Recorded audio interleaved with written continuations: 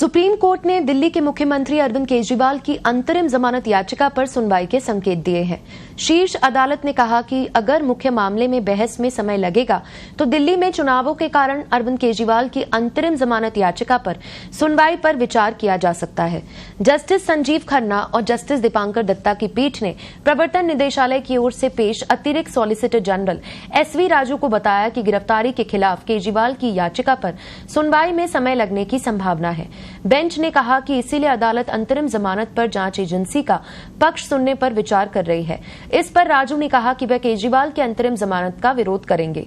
Bench ने कहा कि हम कह रहे हैं कि हम अंतरिम जमानत पर सुनवाई करेंगे और यह नहीं कह रहे हैं कि हम अंतरिम जमानत देंगे। हम अंतरिम जमानत दे भी सकते हैं और नहीं भी।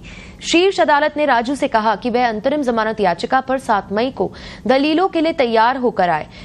पीठ ईडी की ओर से की गई गिरफ्तारी को चुनौती देने वाली केजरीवाल की याचिका पर सुनवाई कर रही है।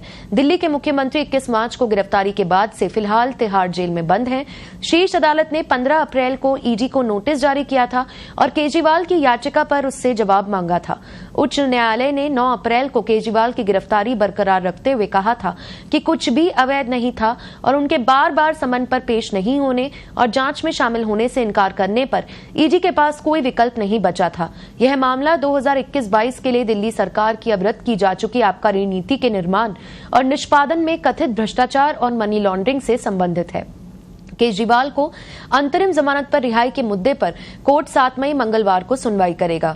सुप्रीम कोर्ट ने कहा कि हम मंगलवार को सुबह 10:30 बजे सुनवाई करेंगे। कोर्ट ने कहा कि यह मामला लंबा चलेगा, लिहाजा आम चुनाव के मद्देनजर हम केजरीवाल को अंतरिम जमानत पर चुनाव प्रचार के लिए छोड़े जाने पर विचार करेंगे। उनको अंतरिम जमानत दी जाए या नहीं, इस पर बात करेंगे। साथ ही कहा कि अतिरिक्त सॉलिसिटर जनरल SV राजू अपने मुवक्किल ईडी से जमानत की शर्तों पर निर्देश लेकर आए। सुप्रीम कोर्ट ने ईडी से पूछा कि क्या केजरीवाल अभी भी फाइल पर हस्ताक्षर कर सकते हैं।